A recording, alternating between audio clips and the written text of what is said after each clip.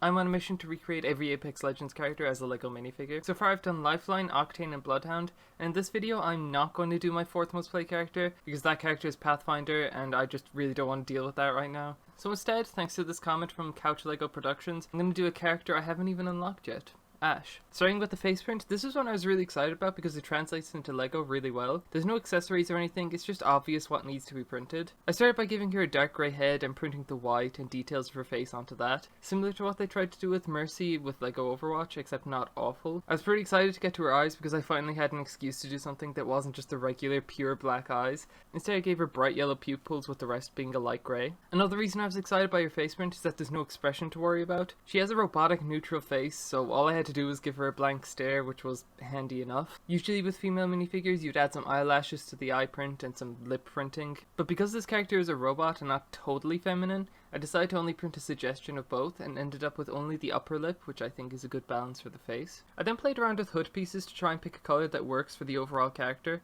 I eventually decided on dark azure, which might be a bit on the vibrant side, but that's something I think LEGO would do, so it felt right. I then made a few minor adjustments to the face print before deciding on the base colour for the rest of the parts. I went with the same dark azure for her right leg, and the rest I just gave a brick yellow. Then it was time to consider her leg pieces, because that was easily the biggest challenge of this minifigure. In game, she doesn't have legs per se, she has those blades that Paralympic runners would have. Octane had something vaguely similar, but they were still leg shaped, so translating them to minifigure form was easy enough. Ash's legs though can't really be directly translated, because you'd end up in a situation where they'd never get thin enough with the amount of space you have, and however thin you get them, you'd still need to suddenly curve out again so that the base is still stud wide. I guess I maybe could have given her dual molded legs with the bottom half being just a metallic silver, but that didn't feel right, plus I had an idea. I took Junkrat's legs from Overwatch, duplicated his peg leg and flipped it so that there was 2 peg legs on the one leg piece. This way you'd have that thin part starting at around the knee area, and a circular base to allow the minifigure to stand up. I moved on to her torso print, which wasn't too difficult for the most part.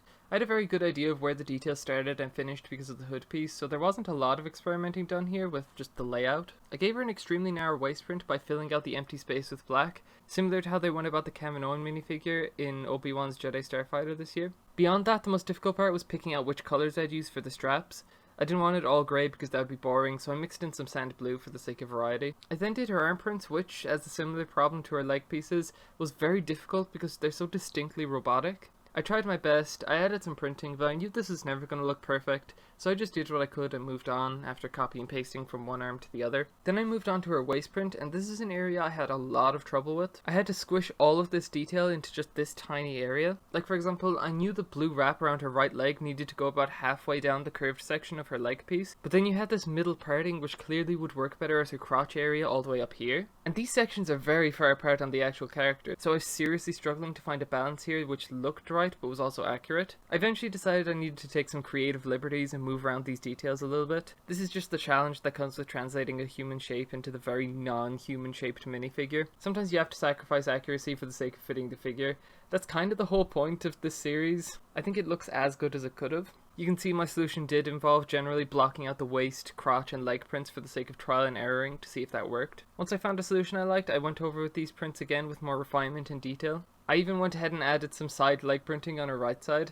I knew this printing wouldn't be on the final posed figure, but I thought it needed to be there anyway. Her left leg was just a copy and paste to the right leg to get the proportions, then I removed all the blue wrap detail and added those lines instead. I added side leg printing here too for that octagon shape on her side. This would be visible on the final render, so I knew I needed to include it. It's not perfect in the way the lines move through it, but I think it works well enough anyway. Once this was rendered, I made some adjustments in Photoshop, namely I added some printing to her hood piece, and incorporated the peg legs, which did the trick. After I made those adjustments, I thought that was that for this figure, but as I was writing the script and I was talking about the Junkrat leg pieces, I was thinking to myself, man, it's strange LEGO haven't made a special mold specifically for these blades. It feels like it'll be right up their alley in terms of like representation. So I looked it up and it turns out they actually did just do that as part of the summer 2022 LEGO City Wave.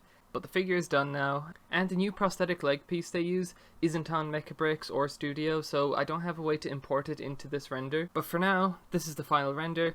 Here it is in the group picture. I'm not sure who the next character in this series is, but it probably won't be Pathfinder if I'm honest. I'll probably just let the wheel decide. Actually, I might as well just do it now.